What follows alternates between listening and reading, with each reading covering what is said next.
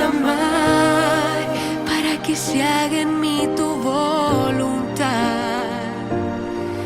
Te doy gracias porque has hecho demasiado, que por mí hasta tu sangre has derramado.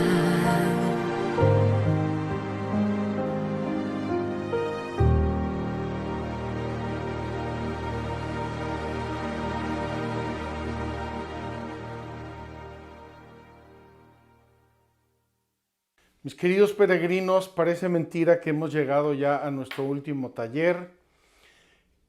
Como ya saben, estamos en vivo.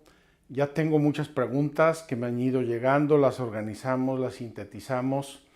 Quiero disculparme anticipadamente si no podemos responder todo.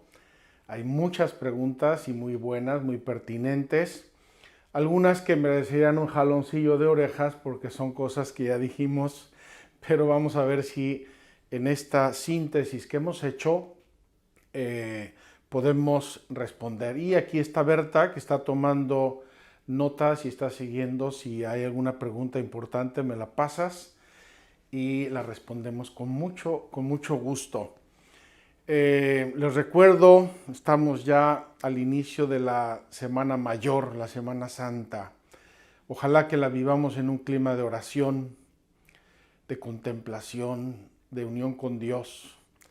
Y si tenemos días ajetreados por diversos motivos, busquemos algún momentito especial para estar con Dios, unirnos a Él, pensar en Jesús, pensar en la Santísima Virgen. Aquellos de ustedes que puedan participar en las ceremonias de la Semana Santa, pues recuerden, la Semana Santa es una micro peregrinación a Tierra Santa. Es una peregrinación pequeña que vamos haciendo con Jesús, siguiendo la pasión. Muy bien, sin más introducciones, porque tenemos mucha tarea que contestar. Tengo casi 25 preguntas, por lo cual voy a ser muy sintético, casi telegráfico, si me permiten, para poder responder más preguntas. Primero, sobre distracciones en la oración. Me dice aquí una peregrina, ¿qué hacer cuando no me siento con deseos de orar? Miren, la oración, como las cosas importantes de la vida, no pueden depender de las ganas. No tengo ganas. Hoy sí tengo ganas. Tiene que ser una convicción muy profunda y una decisión de vida. Si lo soy sincero, a mí no me da ninguna gana de inyectarme cuando necesito una inyección. No me da ninguna gana de ir al dentista cuando necesito ir al dentista, pero voy porque lo necesito. Y la oración la necesitamos. Nuestra alma necesita respirar. Si le quitamos una pata a nuestra mesa, se cae. Entonces, cuando no tienes ganas, tienes que sobreponerte y hacer un esfuerzo. Entonces, probablemente no sea una cosa súper espontánea, pero es una cosa que brota de tu amor a Dios y de tu amor a ti mismo. Porque si yo me amo a mí mismo, hago todas las cosas que me convienen y que me hacen bien y que debo hacer. Si uno se levanta un día por la mañana y dice, no tengo ganas de ir a trabajar, lo corren. Así de sencillo. Entonces, repito, la oración no es un tema de ganas o de deseos espontáneos, sino de convicción y de una decisión muy grande. Esa es la primera pregunta. Espero que quede muy claro. Si una mamá dice, hoy no tengo ganas de cocinar en mi casa, pues comienzan los problemas, ¿verdad? Hay que cocinar aunque no tengas ganas. Quede bien claro, pero es un tema mucho más profundo de lo que parece, porque desde el Concilio Vaticano II se introdujo mucho en la Iglesia un poco esta falsa autenticidad. Yo me acuerdo cuando era adolescente, en los años 70, alrededor de los 70, No, si no tienes ganas, mejor no vayas a misa. Sería una hipocresía.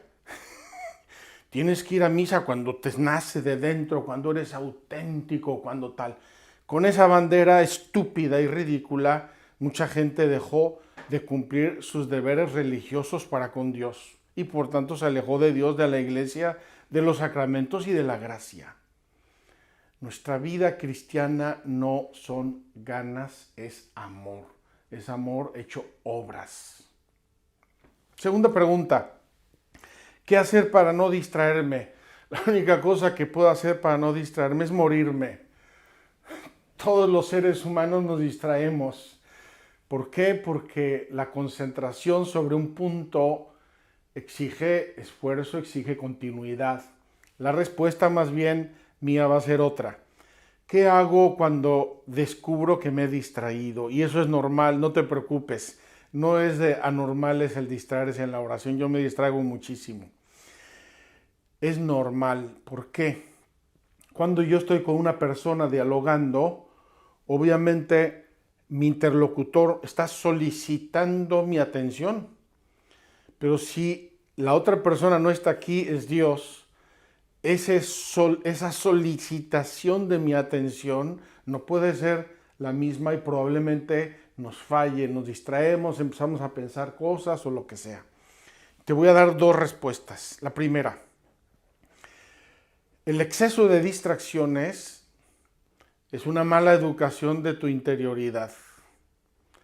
Probablemente tienes que educar más tu interioridad y cuidar más el silencio. Ya hablamos del silencio en otro taller. Silencio de la memoria, de la imaginación, de los afectos, de la sensibilidad. Silencio, pacifícate, relájate.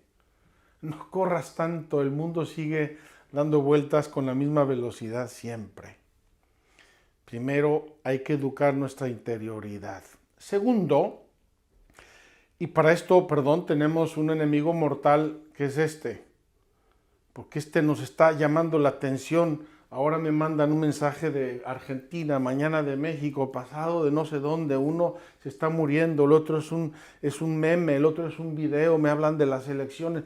Tengo la mente en 20 cosas.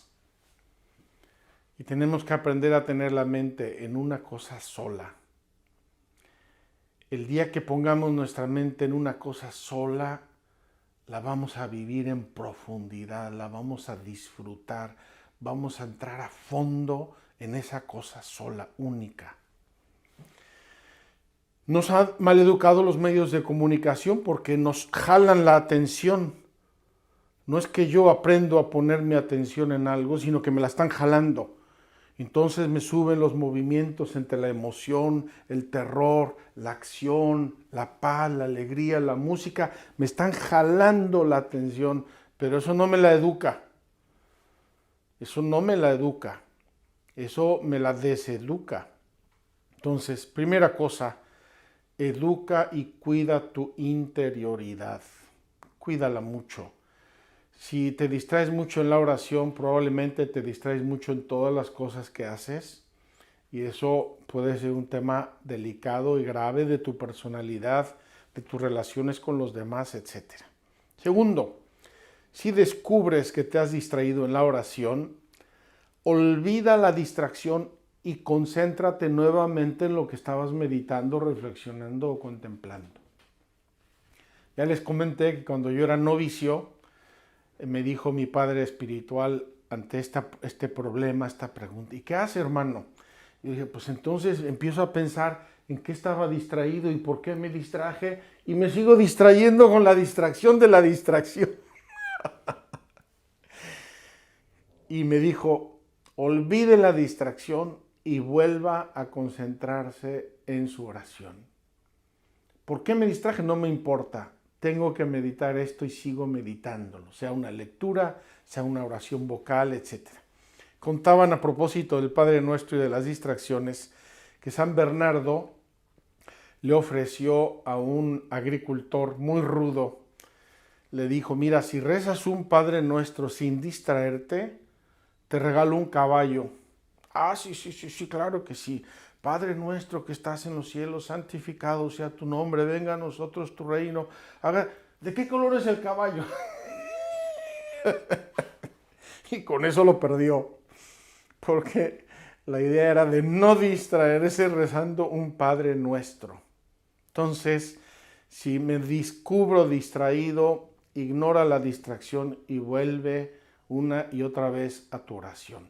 Haciéndolo constantemente, nos vamos educando, nos vamos preparando, etcétera, y también vamos madurando en nuestra vida de oración. No es la misma la atención de un niño de kinder en la escuela que de un profesionista o de un universitario. No puede ser la misma, y también en la vida de oración se van pasando por grados de educación, de madurez y de dones de Dios. ¿Cómo vencer las tentaciones en la oración? Pues depende si son tentaciones contra la oración o son otras tentaciones.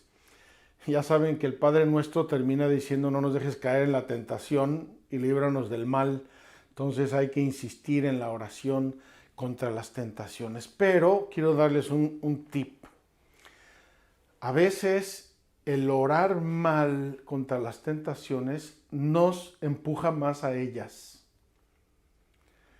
Porque la primera cosa que yo tengo que mantener ante una tentación es la calma. 1000 tentaciones no hacen ni un pecado, ni siquiera una imperfección.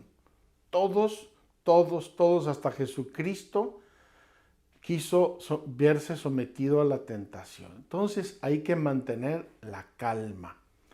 Si yo entro en pánico y en ansia, y a veces podemos entrar en este clima a través de la oración: Señor, por favor, ayúdame, quiero vencer, no me dejes caer, por favor, y me estoy enredando más. La calma, la paz, la serenidad ayudan mucho a hacer una verdadera oración contra las tentaciones. Y si la tentación es de dejar la oración, pues tienes que insistir más en tu oración contra la tentación de dejar la oración, para que tu madurez espiritual vaya creciendo y perfeccionándose. Hay veces que rezando me da sueño y trato de rezar u orar.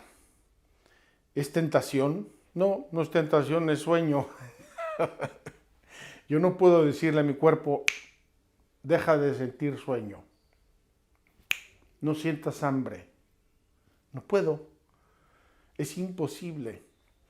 Lo que hay que hacer probablemente es, si me viene el sueño, pues me levanto, cambio de postura, me arrodillo, me siento, me levanto, camino un poco, con serenidad, con realismo, con naturalidad.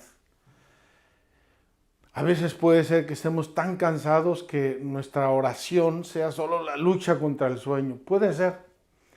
Yo tuve un novicio hace muchos años que se dormía hasta en la fila de la comunión.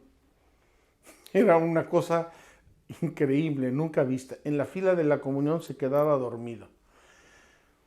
¿Qué va a hacer ese hombre sin ofrecerle a Dios su sinceridad y su deseo y su lucha por orar? Ahora, si es siempre, pues a lo mejor estás rezando, intentando orar en un mal momento del día. A lo mejor necesitas descansar más. A lo mejor tienes que analizar un poco el orden de toda tu vida para que no sufras tanto del sueño.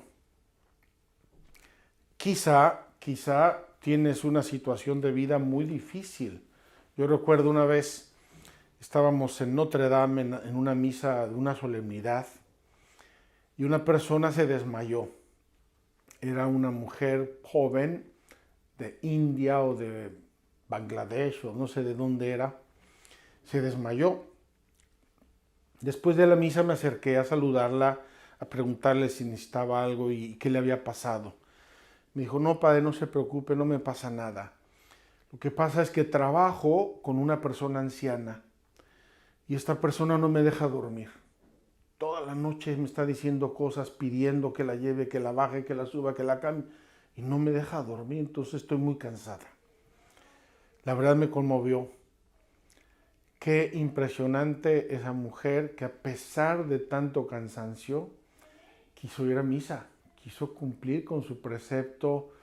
No recuerdo ahora cuál era una solemnidad importante, pero yo le dije, mira, si estás demasiado cansada otro día, quédate a dormir, ofrécele a Dios tu sueño, que le va a ser muy agradable, no te preocupes de venir a misa porque necesitas descansar. Entonces, tenemos que analizar el porqué de tanto sueño y tratar de ponerle solución al sueño.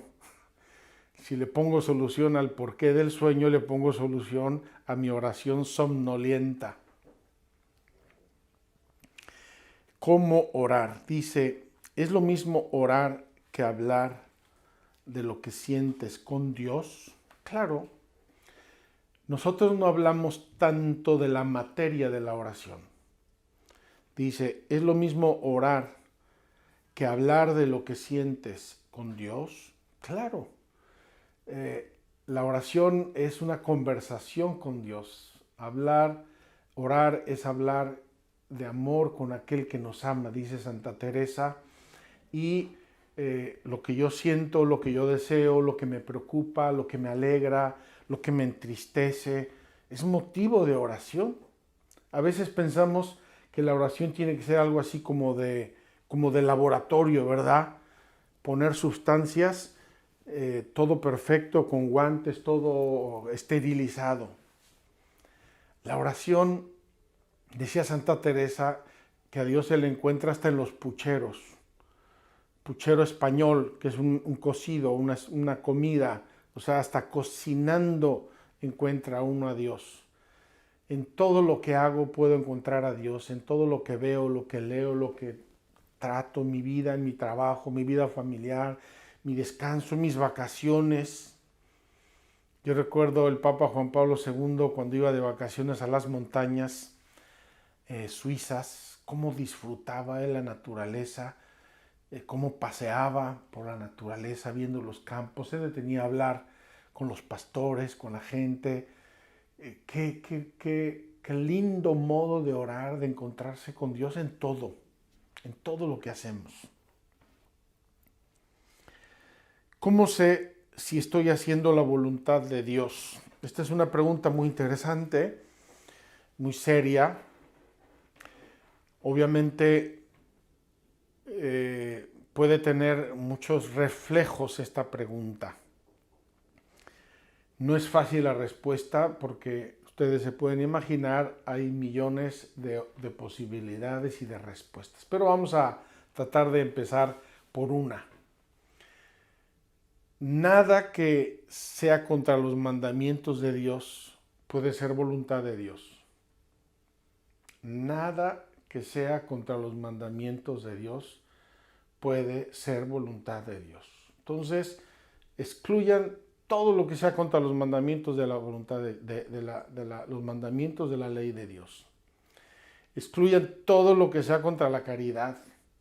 Amar a Dios sobre todas las cosas y al prójimo como a mí mismo. Todo lo que excluya la caridad no puede ser voluntad de Dios. Entonces, si quitamos esos dos grandes bloques, lo que falte contra los mandamientos de Dios, lo que falte contra la caridad, ya vamos quedando en una zona un poco más serena y más pacífica. Y ahí, pues no sé a qué te refieres con esta pregunta, si es en tus relaciones con los demás, en tu relación contigo mismo, si es en tu trabajo, si es en tu familia, si es en tus negocios, si es en política. ¿Cómo puedo yo dar una respuesta clara, tangible a esta pregunta tan general?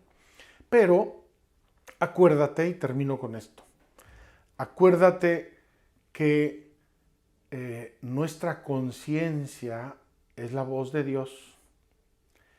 Si tú estás haciendo algo y tu conciencia te está mandando una lucecita, una pequeña alarma, a veces más o menos fuerte, más o menos imperceptible, pero está allí, yo te invitaría a revisar en la oración, en discernimiento, probablemente también con un coloquio espiritual, con un sacerdote, un director espiritual, un religioso, una religiosa, un consejero, que te ayude a analizar.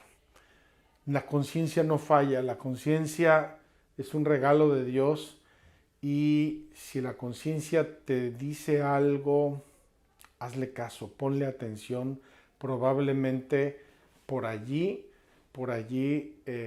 Dios te esté hablando sobre lo que Él quiere. Y analizar nuestra conciencia es ya un acto de oración muy bella y muy importante y muy necesaria.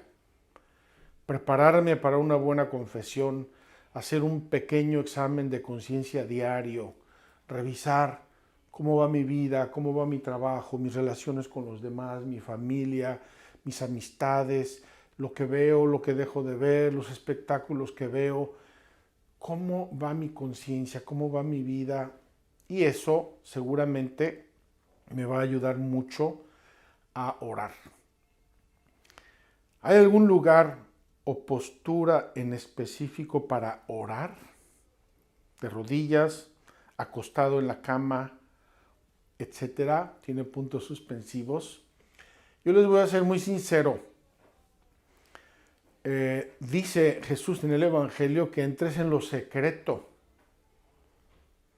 Entonces, en la medida de lo posible, hay que buscar lugares o momentos de oración en los cuales puedo estar en paz conmigo mismo y con Dios. Entra en lo secreto y tu Padre que ve en lo secreto verá tu oración. Puede ser de rodillas, puede ser sentado, puede ser acostado. Yo, de neosacerdote, apenas ordenado sacerdote, estuve enfermo mucho tiempo en la cama, como 2 meses. Y aprendí a orar en la cama. Entonces, a mí hasta la fecha, con relativa frecuencia, no me hace mal, al contrario, me ayuda recostarme en la cama, obviamente bien dispuesto, ¿no? Ahí acostarme en la cama, ponerme en la presencia, me ayuda a recogerme. Sabemos del Papa Juan Pablo II que oraba postrado en el suelo. Se postraba en el suelo, yo lo he hecho algunas veces, en algunos retiros, en algunos ejercicios espirituales. Mucha gente prefiere orar de rodillas. Ahora, yo les diría, no se fijen con clavos, no se fijen en este o este modo, cuál es el mejor. El mejor es donde oras mejor con tu Padre Dios. Porque a veces, por querer estar de rodillas a toda costa, estoy más pendiente del dolor que tengo en las rodillas, de que ya me duele la espalda, de que ya me cansé, de que ya llevo media hora. Eso no lo puede agradar a Dios. De eso no se trata la oración. La oración se trata de confianza, de diálogo, de abandono, de humildad, de conocimiento de Dios, no de rodillas de monja o de rodillas de fraile. Entonces, cualquier lugar y cualquier postura digna y respetuosa puede valernos para hacer oración y es bueno que tú descubras la tuya. Hace unos años hice unos ejercicios espirituales de un mes en silencio. Fue una experiencia preciosa, aunque a mí me costó mucho. Y un día fui a hablar con el director espiritual y el director de los ejercicios, que era un padre jesuita con mucha experiencia, y me lo encuentro sentado en su cama, en su silla, envuelto en una manta hasta acá. Y me dijo, padre, así oro yo. Así suelo orar yo y así me ayuda y así me encuentro muy fácilmente con Dios. Pues mira, bendita manta, le salió bien barato el tema. Dice, si un método de oración me aburre o me cuesta trabajo, ¿significa que no es para mí? ¿Debo perseverar? Miren, no confundan la oración con el método. No confundan la oración con el método. Es verdad que los principiantes tenemos que acogernos al método y seguirlo y podemos confundir método y oración. poco a poco el método es lo de menos. Lo importante es la oración. Si te cuesta trabajo, es buen signo. Estás orando. Si te cuesta trabajo, es que lo estás siguiendo. Si a mí me dice el doctor que haga fisioterapia todos los días y no me cuesta nada, dudaría yo de que estoy haciendo bien la fisioterapia. Normalmente esas cosas, sobre todo en el tiempo, cuestan. Persevera en la oración, insiste en tu oración. Y si definitivamente ves que no te ayuda ese método, cámbialo. No confundas método de oración con oración. El método es un instrumento, puede cambiar, es accidental completamente. Lo importante es la oración, el hablar con Dios. Siguiente pregunta dice, ¿cuándo hago una súplica con tristeza o desesperación a Dios? ¿Esto es orar? ¿O solo son los momentos de paz? Yo le voy a responder a quien me hizo esta pregunta que vea la Biblia. Jesús en Getsemaní estaba con mucha paz. Los profetas, Jeremías, Moisés en algunas ocasiones estaba con mucha paz. Moisés estaba airado, irritadísimo con el pueblo porque se puso a adorar un becerro de oro y volvió 40 días y 40 noches al monte Sinaí. Estés como estés, necesitas orar. Si estás triste, para superar la tristeza. Si estás desesperado, para encontrar paz y confianza. Si estás feliz, para agradecerle a Dios. Si estás en paz, para gozar de la paz. Siempre tenemos que orar, siempre. Es una parte esencial de nuestra vida cristiana, como el respirar para nuestro cuerpo. Cuando se ora con un método, solo se tiene que hacer ese. Se pueden combinar varios métodos de oración. Ya les dije, usen con libertad los métodos. Lo importante es orar, contemplar, meditar, dirigirnos a Dios. Y como ya les dije, también la persona humana va cambiando, va evolucionando. Uno tiene momentos en la vida, tiene circunstancias de salud, de trabajo, muchas cosas que te llevan a necesitar otro tipo de oración. Y a veces, a lo mejor, no puedes decir nada más que, Señor, aquí estoy. Señor, estoy hecho polvo, estoy hecho trizas, estoy enfermo, me siento mal, estoy cansado, estoy deprimido. Dicen que una vez entró la enfermera de Santa Teresita del Niño Jesús a su habitación, a su celda, cuando ya estaba muy grave, y le preguntó, ¿qué hace, hermana Teresa? Estoy orando. ¿Y qué le dice a Dios? No le digo nada. No le digo nada. Solamente estoy en su presencia. Fíjense qué hermoso. Estaba grave, muy enferma, probablemente ya preveía su muerte. ¿Qué le dice a Dios? Nada. Aquí estoy con Él. Le ofrezco mi nada. Qué ejemplo de oración tan perfecta y tan santa. Teresita no se hacía escrúpulos sobre distracción sí, distracción no, método sí, método no. Cuando estaba llena de gozo, se lo ofrecía a Dios. Cuando no le podía decir nada, pues no le decía nada. Herramientas para orar. Dice aquí, esta pregunta tiene un poco de curva, o estas preguntas, porque eran varias. ¿Es válido incorporar plataformas externas en mi oración? Podcast, videos de YouTube, música, etcétera. Les voy a contar una anécdota. Ahora en diciembre beatificaron a un gran cardenal que yo conocí, traté mucho, fue mi amigo y mi padre y mi maestro, el cardenal Eduardo Pironio, un hombre de Dios, beato. Él se enfermó en una ocasión y fue a Estados Unidos donde lo operaron. Su operación fue exitosa y él quedó con mucho agradecimiento a su médico. Este médico era católico de un grupo muy carismático. Subrayo el muy carismático. Entonces el cardenal, como un gesto de deferencia y de gratitud, le dijo: doctor, venga a Roma y le voy a pedir al Papa si puede usted participar en una misa con él.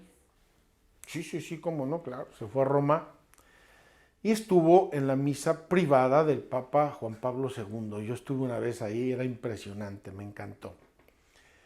Saliendo, después de un rato fueron a desayunar. El Papa celebraba siempre a las 6:30 o 7 de la mañana.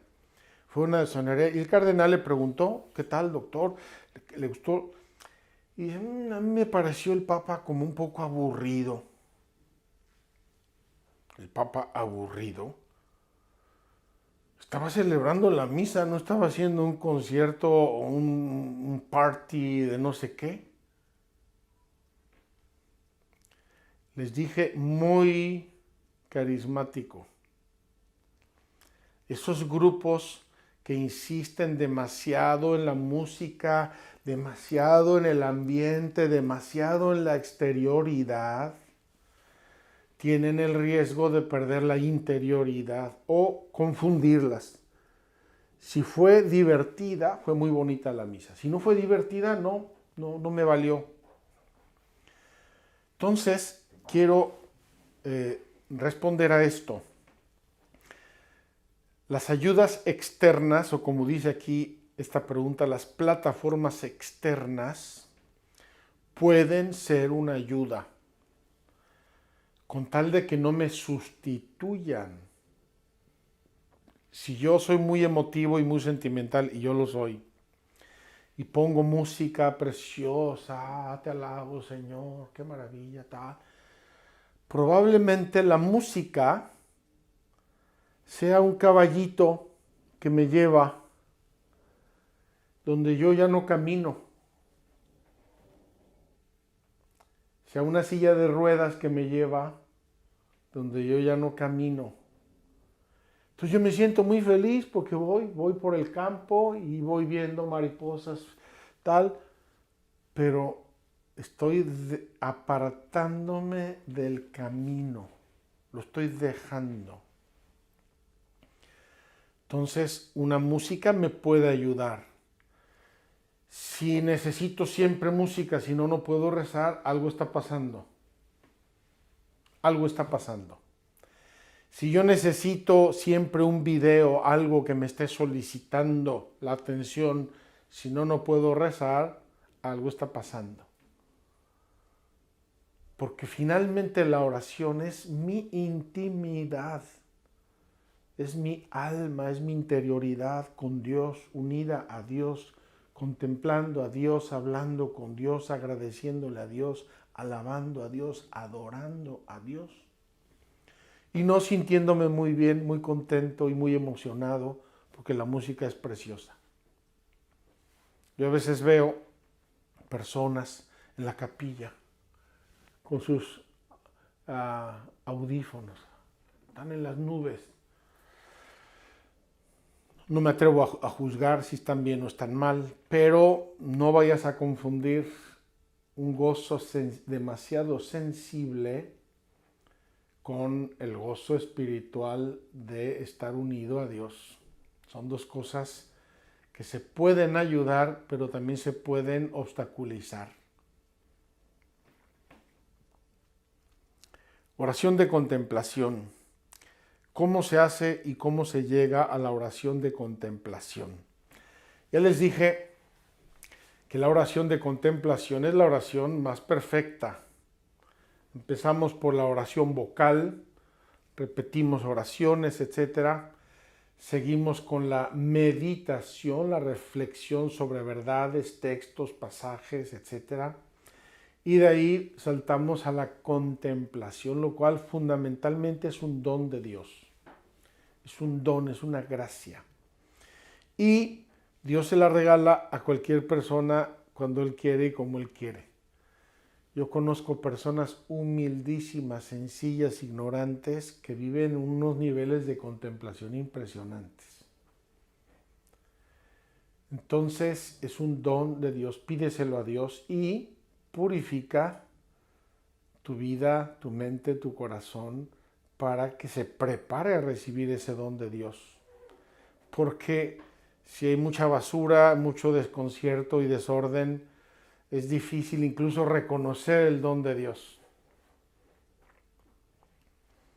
Yo me di cuenta un día por una conversación que tuve con una persona que yo tenía mucha oración de contemplación y no me había dado cuenta. Es un don de Dios. Pídeselo y Dios te lo da. Y búscalo, hazte digno, prepárate, ofrécete para que Dios comunique a tu alma lo que Él quiera. Acuérdense que la contemplación es un don y es un fruto. La idea del fruto me parece muy acertada porque el fruto no sale de la noche a la mañana. El fruto hay que sembrar la planta, hay que cultivarla, hay que deshiervarla, hay que regarla, hay que podarla y entonces llegará el fruto. No llega al día siguiente de que plantamos la semilla. Llegará el fruto. La siguiente es: Dios escucha toda oración, sea vocal o mental. Claro, Dios escucha nuestra oración. No puede pasar inadvertido a Dios nada de lo que nosotros somos o hacemos. Dios lo escucha siempre.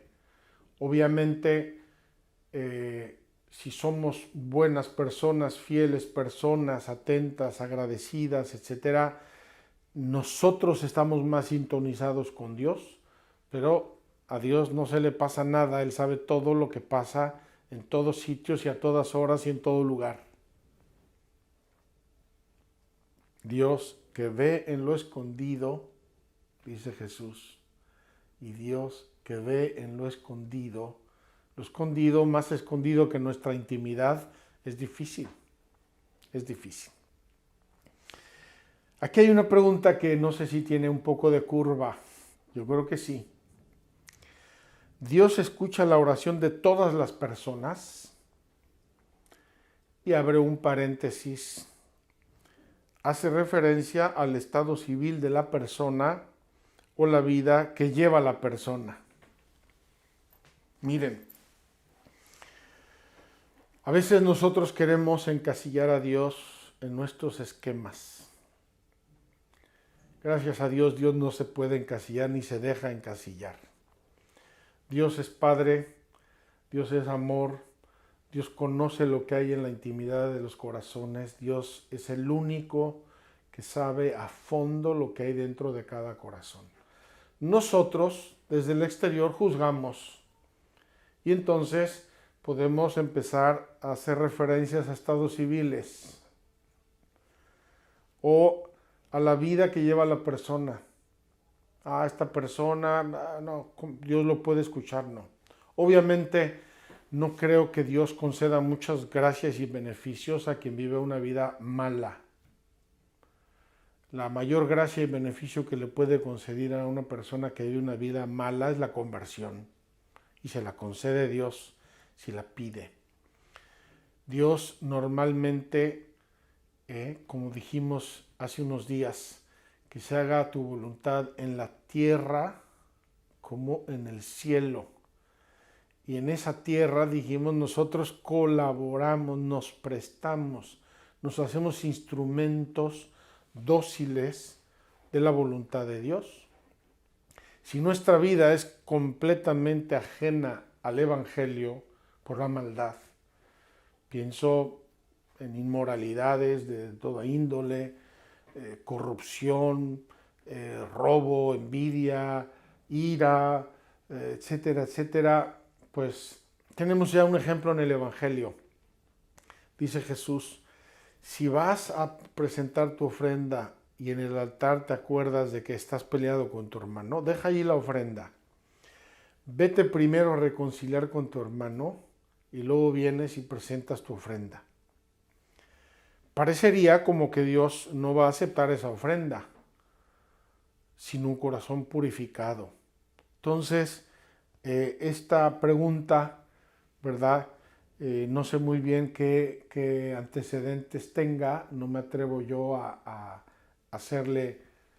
aplicarlo a un estado más que a otro, a una situación más que a otra, pero todos somos hijos para Dios. Pregúntense una cosa, ¿los padres escuchan al hijo que tiene problemas? Claro que lo escuchan. ¿Escuchan al hijo desagradecido? Claro que lo escuchan. ¿Escuchan o se preocupan del hijo que se ha alejado? Claro que se preocupan de él. ¿Acogen de regreso al hijo desagradecido, grosero? Claro que lo acogen. Los padres son padres. Su paternidad y su maternidad está por encima de las categorías sociales y de los estados de vida. Dios es Padre y tenemos que tener la confianza de que nos escucha siempre. Eso no nos da licencia para ser malos hijos. Es una contradicción, es evidente y tenemos que tenerla en cuenta. Hay en el Evangelio 2 o 3 pasajes que nos deben hacer pensar sobre esto. Dice el Evangelio, sobre todo en la comida que ofreció Mateo a Jesús. Estaban ahí muchos publicanos, prostitutas y pecadores. Y los fariseos y los saduceos y los escribas se escandalizaron. Mira, este come con pecadores y con publicanos. Y Jesús les contesta, yo no he venido a sanar a los sanos, he venido a sanar a los enfermos. Id a ver lo que significa misericordia quiero y no sacrificios. No encasillemos las actitudes de Dios sobre nuestra oración con nuestros esquemas a veces demasiado humanos, pero repito que no sea una excusa para portarnos de cualquier modo, ofendiendo a Dios, apartándonos de Él y luego pretendiendo que nos escuche y que nos conceda todo lo que le pedimos. Dirección espiritual. ¿Es conveniente tener director espiritual? Claro, es muy conveniente y es muy útil. ¿Hasta cuándo se puede considerar necesario tenerla? Pues siempre que la necesites. Ustedes, los sacerdotes, ¿también tienen dirección espiritual? Claro que tenemos dirección espiritual. Yo no sé si todos los sacerdotes del mundo, pero es algo muy recomendable. Y nosotros, legionarios, tenemos todos nuestro director espiritual y pasamos con periodicidad a conversar con él, a platicarle nuestra vida, a pedirle consejos ante dudas, ante decisiones, ante crisis, ante iniciativas, ante apostolados. Tenemos que ayudarnos de nuestro director espiritual. Ayuda mucho y les digo por qué. Nadie es juez de la propia causa. Todos tendemos a ver las cosas con un cierto subjetivismo. Tendemos a llevar el agua a nuestro molino y un buen director espiritual nos ayuda a dejar que el agua vaya al molino de Dios siempre. Ayuda mucho y lo recomiendo, aunque sé tristemente que muchos sacerdotes no la valoran, no la ejercen, no la ofrecen o no se sienten capaces. Y eso es una pena porque un alma que quiere seguir de cerca los llamados de Dios, que quiere crecer en la santidad, necesita normalmente un consejero, una ayuda, un director espiritual.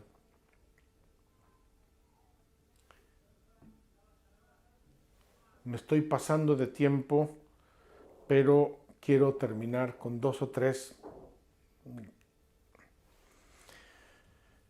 Me escribe un peregrino y me dice, Padre, en el himno que estamos cantando todos los días y que le gusta mucho, se habla de que has hecho demasiado.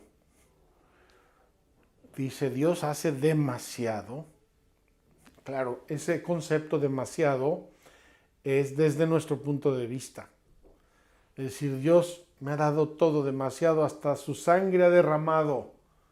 Es decir, ese demasiado significa contemplo la generosidad de Dios, la entrega, el abandono, la magnanimidad con que Dios nuestro Señor nos ama y nos ha dado todo lo que nos ha dado. En ese sentido, nuestro himno dice que has hecho demasiado. Para nosotros, desde nuestro punto de vista, obviamente, pues demasiado es demasiado. Una persona me hablaba de la sequedad. Padre, ¿cuándo podemos tener sequedad, aridez interior? ¿O por qué? Motivos hay muchísimos y con mucha frecuencia Dios permite que pasemos por aridez y sequedad. Ya les dije que Dios no es un papá consentidor. Dios quiere que maduremos y que crezcamos y que demos frutos. Por eso la alegoría de la vid dice que es el viñador y que poda la vid, la poda. Entonces tenemos que pasar por la sequedad. Antes o después la sequedad en la vida cristiana, en la vida espiritual nos hace bien. Ahora no la debemos buscar y también debemos estar ciertos de que no la hemos propiciado nosotros.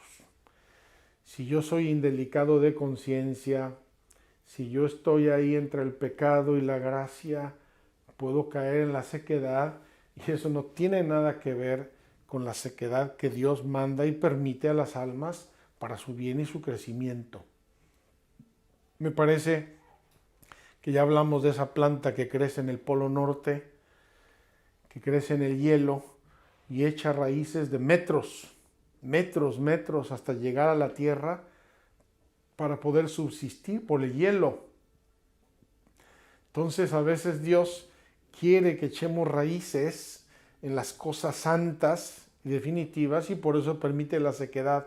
Así la planta echa raíces. Incluso en la agricultura es una técnica. El castigar, dicen, castigar un poco la cosecha.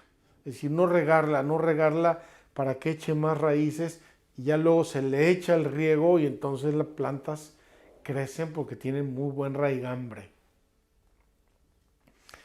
Me pregunta uno sobre la acción de gracias de la comunión. Yo les digo, para mí como niño, creo que fue una de las escuelas más grandes de oración que mis padres me dieron. Es breve, no es engorrosa para un niño y además, cuando tenemos a Jesucristo en nuestro corazón, en la Santa Eucaristía, es el momento privilegiado de hablar con Él, de conversar con Él, de agradecerle, de abrazarlo en nuestro corazón. Entonces la acción de gracias de la comunión es un momento muy, muy importante. Me preguntaba este amigo que cómo la miden los sacerdotes. Cada sacerdote la mide de modo diverso. Nosotros legionarios tratamos de darle un espacio, un momento de silencio, de recogimiento, de diálogo con Dios. Repito, es un diálogo muy personal, muy íntimo, porque tengo a Jesucristo conmigo, real y verdaderamente en la Santa Eucaristía. Cuando éramos niños, ya les dije, mis papás siempre se arrodillaban, nos cogían a los niños y decían la acción de gracias. 3 o 4 oraciones. La oración de San Ignacio, alma de Cristo, tomad Señor y recibid. El bendita sea tu pureza. En fin, 3 o 4 oraciones que decíamos juntos y que me parecían a mí horas de oración, claro, de niño, pero me educaron mucho a la oración, al coloquio, al agradecimiento a Dios. Terminó. Alguien me preguntó sobre la oración de alabanza, que no hablamos mucho de la oración de alabanza, y decía específicamente es que el que alaba ora 2 veces. La cita es de San Agustín y es un poco libre. San Agustín dice el que canta ora 2 veces y obviamente un canto a Dios normalmente es un canto de alabanza. Alabar es dejar que nuestro corazón exulte ante el amor de Dios, ante las obras de Dios, que exulte en agradecimiento, que exulte en gozo, y es casi una necesidad cuando uno está feliz, de verdad feliz, en su relación con Dios, en su vida cristiana, en su vida, siente la necesidad de dirigirse a Dios y de alabarlo. Termino aquí, ya me extendí un poco, les pido perdón y no me queda nada más que desearles una Semana Santa muy santa. Nos veremos mañana para la misa de Ramos, si es que siguen la de Magdala. Si no, vayan a sus parroquias, ya es tiempo de ir a la misa presencial porque ya la pandemia quedó atrás. Vayan a sus parroquias, vayan a sus iglesias, participen, lleven sus ramos, grítenle a Jesús, bendito el que viene en nombre del Señor. Y nos vemos lunes, martes y miércoles para las últimas catequesis de nuestra peregrinación y luego quedamos en el triduo sacro hasta la resurrección del Señor y nuestra rifa de conclusión de la peregrinación como hemos hecho en los años anteriores. Vamos a ver qué se nos ocurre rifar en esta ocasión. Esperamos que muchos premios y que eso les alegre también el corazón. Gracias, que Dios los bendiga, sigamos orando unos por otros para que Dios nos conceda el don de la oración. Gracias.